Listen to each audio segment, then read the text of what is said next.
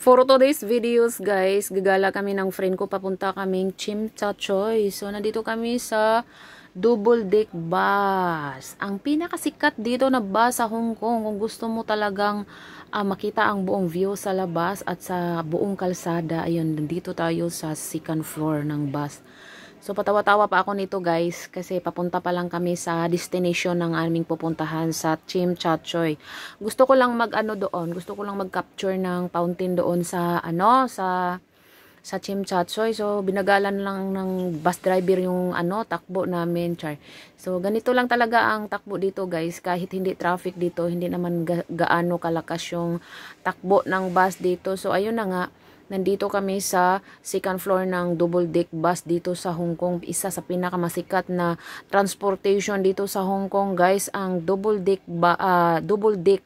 bus. KMB ang tawag nito, guys. KMB. Iwan ko anong meaning sa KMB na yan. So ayan, ang lalaki ng mga building dito, guys. So ang hina talaga ng ang driver, sarap palitan. So na-overtake na kami ng isang minibus. So may taxi tayong nakikita diyan. So ayun, papunta kami sa destination namin sa Chimchachoy kung saan ang mga kababayan natin na dumadayo doon mga taga-ibang bansa, papunta sila doon sa Chimchachoy kasi doon ang pinakamagandang view. Makikita doon ang Ferris wheel sa Central at saka buong Central makikita mo talaga doon kasi nandun sa seaside yun na view na yon. So ayun ang pupuntahan natin ngayon, pero ewan ko lang kung makarating ba tayo dito kasi parang uulan siya guys. O tingnan nyo, makulimlim siya, diba? So gusto lang namin gumagala ngayon kasi day off namin. So every day off pala namin, maikwento ko guys. Every day off namin mga Disney princess kami dito. Oh, 'di ba? Mga Disney princess ang mga helper dito sa Hong Kong, guys. So daig pa namin yung mga amo namin, mga artistahin kami, naka-makeup kami lahat, naka-lipstick. So ayun, mukha talaga kaming mga dayuhan dito. Hindi pala mukha. Dayuhan talaga kami dito. Hindi. Ibig ko sabihin, mga mukha kaming turista lang. 'Di ba? Mga mukha kaming turista lang everyday off namin. So, nakapostura talaga kami. Pinaghandaan namin yung day off namin kasi everyday off lang talaga kami gumaganda. Alam nyo ba guys?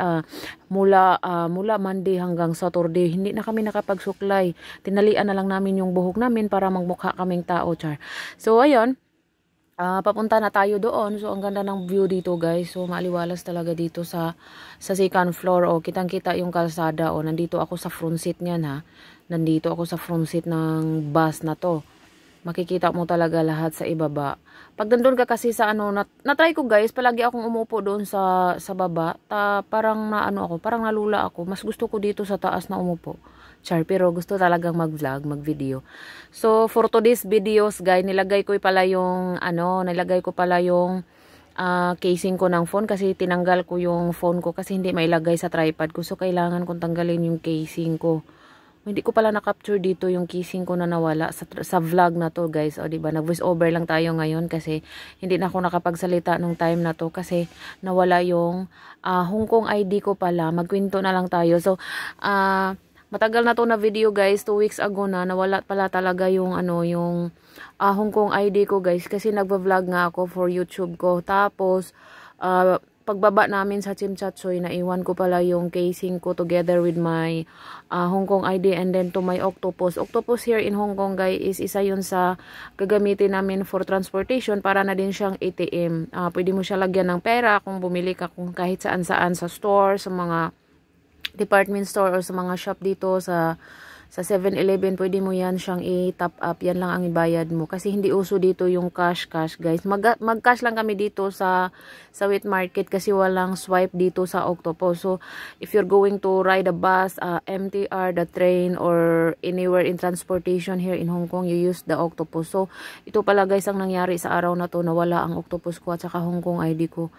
Ay, Diyos ko guys, patingin-tingin lang ako dito guys, pero naiwan ko talaga ang Octopus ko dito at saka yung Hong Kong ID ko.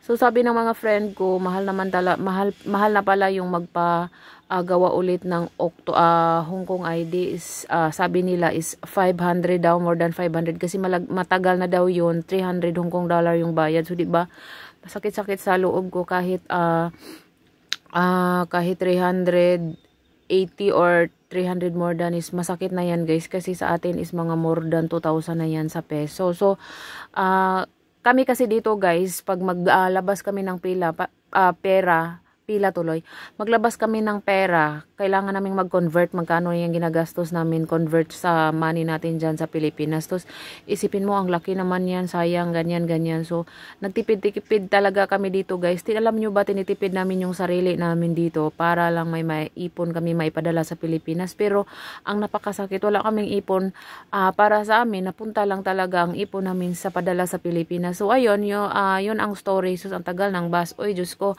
So ayun, ang Disney Princess nyo nainip na sa tagal-tagal ng bus na to. Ano ba yan? Stoplight kasi dito guys. So ayun, yun ang story ko today's video. So papunta kami ng Chim Chat Choy aka TST. You make it shortcut na lang guys. Hindi ko alam yung TST dati, Chim Chat Choy pala yun. Doon yung Chim Chat Choy pala guys, doon ang magandang place kung saan yung mga artista dyan sa Pilipinas, yung mga kababayan natin, mga artista ng mga mayayaman, is dito sila mag-propose ng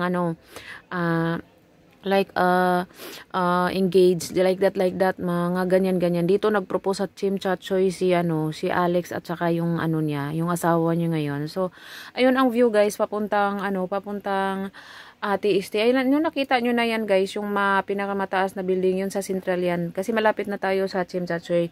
Makikita lang talaga siya dito. Yan. Napakagandang view dito talaga pag nandoon ka sa second floor. Yan.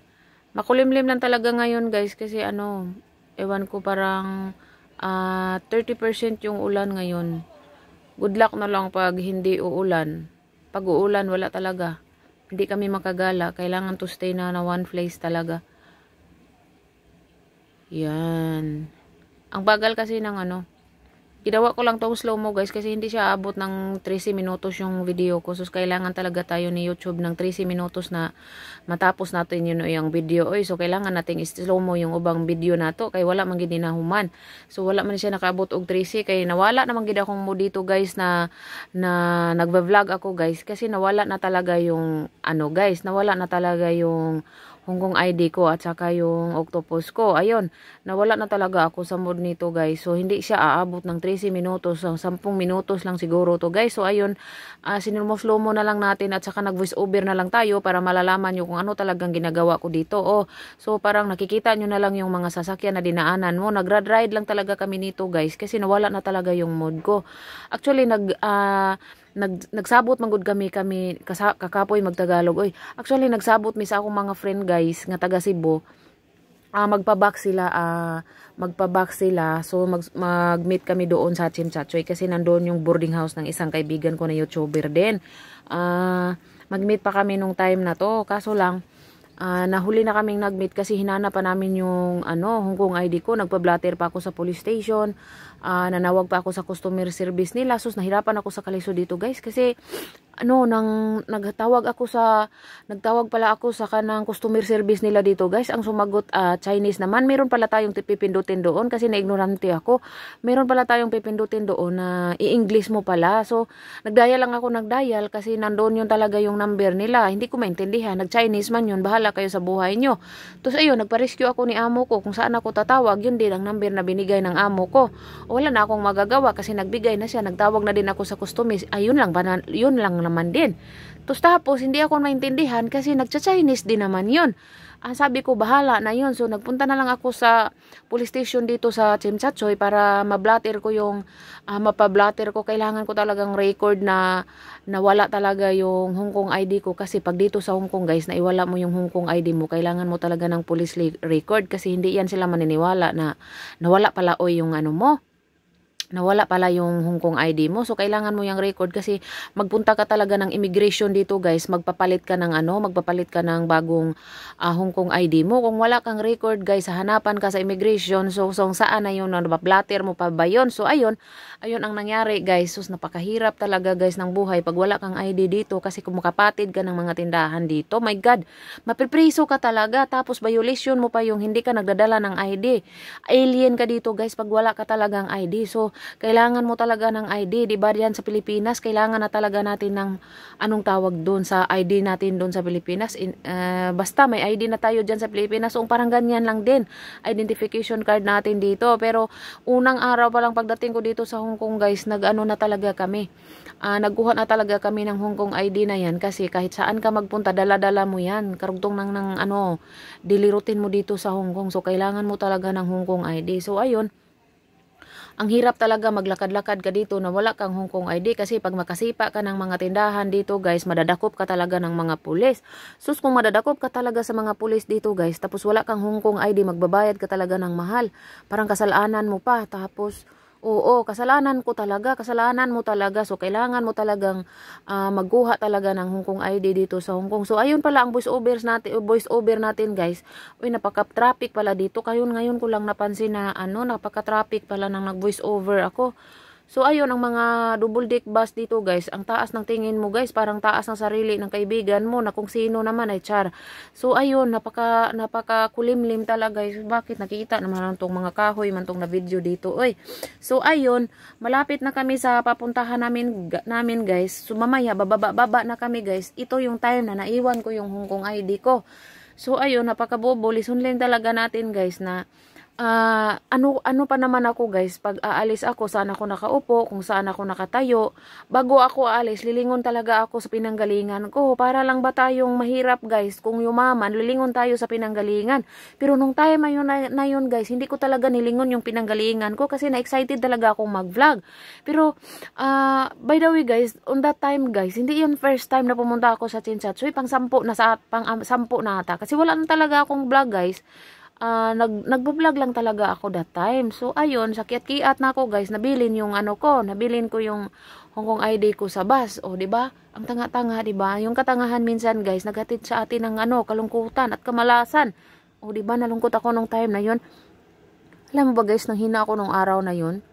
Instead mag-meet kami ng friend ko, mag-chill-chill kami, mag-inom-inom, magtagay-tagay kami. Hindi na namin nagawa yun kasi uminit na yung ulo ko, masikip na yung dibdib ko para lahat na sumikip na sa akin, di ba?